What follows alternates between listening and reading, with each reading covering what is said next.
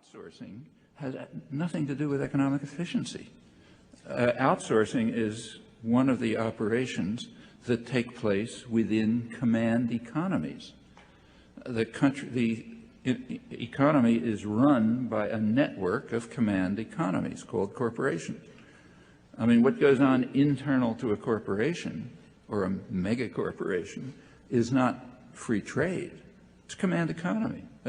A corporation is a totalitarian institution. You know, it has a board of directors at the top, a manager, he gives orders, everyone else follows them down at the bottom. At the very bottom, if you're lucky, you can rent yourself to it and get a job. And if you're sufficiently propagandized, you may even buy some of the junk they produce and so on. But it's certainly not, it has nothing to do with what any classical economist would have called a free market. Outsourcing is just part of the technique. Outsourcing is internal to the corporation, right? The corporation picks some supplier to outsource to and keeps them under control, because then they can get much cheaper labor, hideous working conditions, don't have to worry about environmental controls. They get inputs to themselves, which are very cheap. That increase, for those of you who've studied economics, you know that increases productivity. If you get artificially cheap inputs, that increases productivity, because productivity is measured in terms of, value produced divided by the number of workers. So you get nice measures of productivity, which have nothing to do with productivity. They just have to do with the fact that you've got 20-year-old women off the farms in China locked into factories and working until they die in a couple of years. That is very healthy for the economy. But it's all internal to big command economies. That's one of the reasons why the concept trade is so ridiculous. I mean, what's called trade would certainly not have been called trade by Adam Smith. Outsourcing happens to send goods across the border into the United States, but it's under the control of a command economy.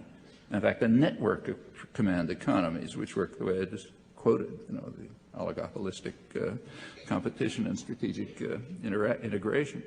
And the same is true of most of what's called trade. I mean, nobody really studies this much, so you don't have really accurate numbers. But if you take the numbers that are guessed at by economists who look at it, take, say, NAFTA. One of the great things about NAFTA is supposed to have been that it increased trade between the U.S. and Mexico. Well, it certainly increased cross-border transfers of material objects. But is that trade? Well, it depends. It turns out that the percentage of interaction that's intra-firm, internal to a command economy, went from about 50% before NAFTA to about 2/3 after NAFTA. That's not trade any more than if GM shifts something from Indiana to Illinois. Happens across an international border so that you can take advantage of rotten working conditions and low wages and no environmental constraints, but it's no more trade than if the Kremlin moved something from Poland to Hungary or something like that. And in fact, it's very possible, if anybody ever bothered to study it, that actual trade has even declined since NAFTA. I mean, nobody studies it because it's the wrong questions to ask in the ideological framework that we're supposed to accept. But if you did ask it, you might very well find that, just as it turns out after NAFTA that, another great thing about NAFTA for Mexico is that foreign investment shot up, which it did. But a little footnote is that total investment declined because Mexican investment declined even faster than foreign investment went up, for the simple reason that Mexican businesses can't compete with highly subsidized U.S. Corporate systems.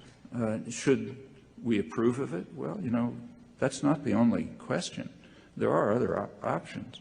For example, another option is to work to improve working conditions, labor standards, environmental conditions, and so on in the places to which they are outsourcing.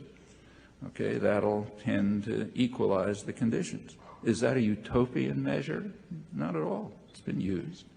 You take a look at the European Union. Before the European Union integrated, substantial efforts were made and substantial costs were assumed to raise the level of the poorer countries, Portugal, Spain, and Greece, to raise labor standards, raise wages, improve conditions, enough, and get to the northern standards, but enough so that when they finally integrated, there wasn't a very severe blow against the wages and living standards of northern workers. Well, that's because they have a kind of social market economy and a more or less functioning democratic system. And the same could have been done with regard to NAFTA. In fact, it was proposed by the U.S. labor movement, but never entered the discussion. And the same, because corporate media are against it and the elites are against it. And the same could be true of the whole outsourcing story. So there are other options. It's not either let the command economies maximize their own profit and power, or else you don't have a job. There are other options.